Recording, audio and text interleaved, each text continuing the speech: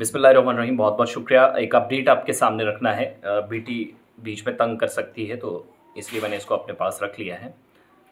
दुआ भी करते रहे और सुनते भी रहे। जम्मू कश्मीर में जो पंचायती राज एक्ट है उसमें तरमीम कर दी गई है और ये मरकज़ी हुकूमत की तरफ से आपको याद होगा कि जो दीगर पसमानदा तबकात हैं, ओबीसीज़ हैं, अदर बैकवर्ड क्लासेस जिनको आप कहते हैं, पिछले दिनों जो मरकज़ी सरकार की तरफ से बिल लाया गया और उसके बाद जो ड्राफ्ट था वो सारी चीज़ें सामने लाई गई, पढ़कर सुनाया मरकज़ी वज़ीर दाखिला ने, तो इसको पास कर लिया गया दोनों ऐवान से, यानी पार्लियामेंट के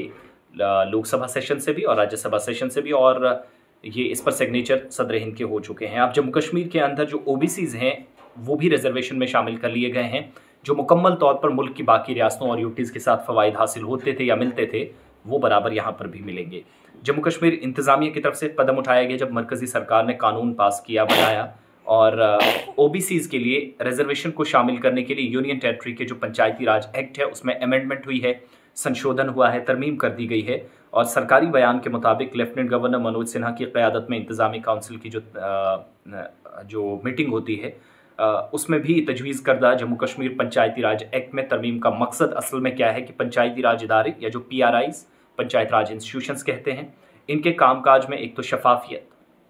अकाउंटेबिलिटी, आईनी सफ़बंदी, तरीक़ाकार जो कानून के मुताबिक होता है उसको यकीनी बनाया जाए और तरीक़ों के साथ साथ मुताबिकत को यकीनी बनाकर कानून को मज़ीद मुअस्सर बनाया जाए, हर किसी तक ये फ़वाइद पहुँचे। इंतज़ामिया ने कोशिश की है। सरकार के मुताबिक मुल्क की बाकी स्टेट्स में जो दर्ज फहरिस्त ज़ातें हैं, SCs हैं, शेड्यूल कास्ट जिनको आप कहते हैं, या फिर दर्ज फहरिस्त कबाइल हैं, STs हैं, इनके अलावा OBCs को रिजर्वेशन फराहम कर दी गई है जम्मू कश्मीर के अंदर। तो अगर आप OBC में हैं, जब भी आप फॉर्म भरेंगे नौकरी के लिए, कहीं पर एडमिशन के लिए, तो OBC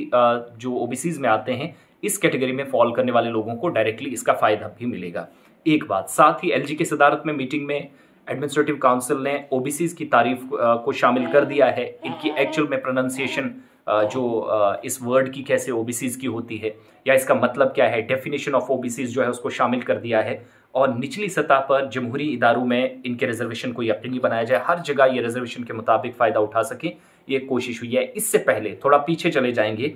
तो जम्मू कश्मीर में पंचायती राज तरमीमी बिल 2023 का मसवदा जो है मरकज़ी वज़ीर दाखिला को पेश किया गया था, यानी जो ड्राफ्ट तैयार किया गया था, और वज़ारत दाखिला के मुशाहिदात का जायज़ा लिया गया और नज़रसानी शुदा बिल जो है, यानी इस पर दोबारा नज़र डाली गई, रिव्यू हुआ,